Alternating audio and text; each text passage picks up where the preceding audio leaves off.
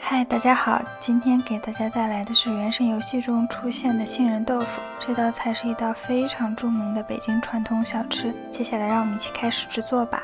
原料的部分呢，最重要的就是杏仁，一定要买到这种中国杏仁，而不是超市里这种常见的美国扁桃仁，一定要注意区分它的名称。在法国呢，中国的这种杏仁叫 Noyau d'Abricot Amer， 而正常的扁桃仁呢叫 Amande。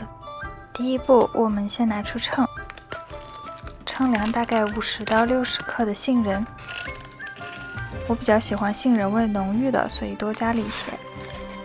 接着倒入适量的水，这里的量可以随意一点，因为我们是用来泡它的，大概泡几个小时到1晚上的时间，第二天就可以继续使用了。杏仁会变得饱满，有弹性很多，就可以进行下一步的操作了。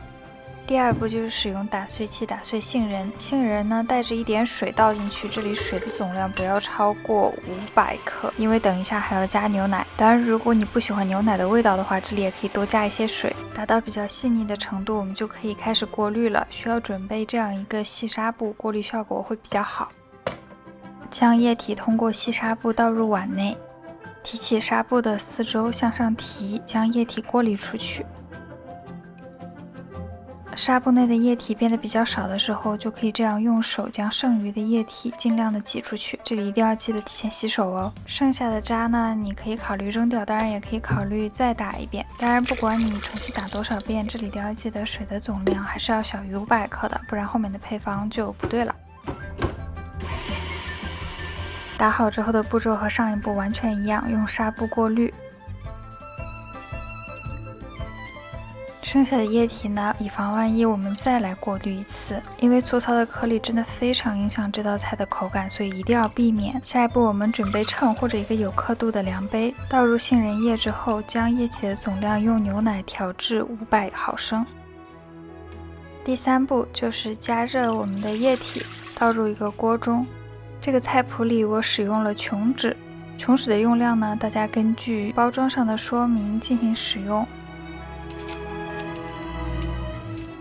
称量35克左右的糖，一起加入锅中，轻轻的搅拌几下。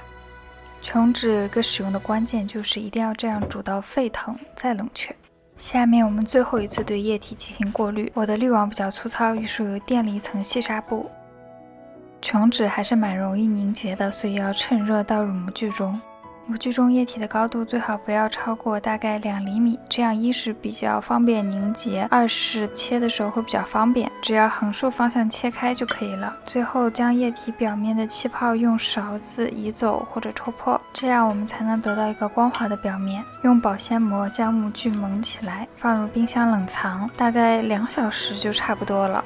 这里不建议大家在冰箱里放太久，时间太久的话，水会从这个混合物中析出，你的豆腐会变得硬硬的，所以尽早吃吧。凝结好的豆腐是这样一个很 Q 弹的状态，接下来我们就要进行脱模，用一个小刀在模具的四周轻轻的划一圈，将模具倒置，用手稍微的按一下，就可以成功脱模了。用小刀这样横向着划，再竖向着划，豆腐就切好了。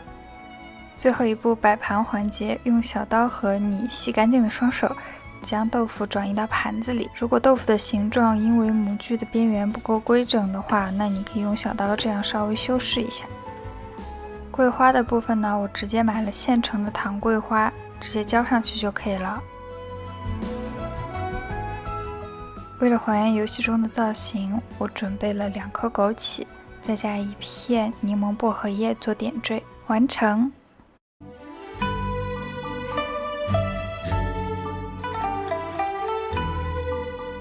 这道甜品中呢，豆腐看上去洁白可爱、晶莹剔透，再配上糖桂花以及枸杞和薄荷叶的点缀，是非常的漂亮的。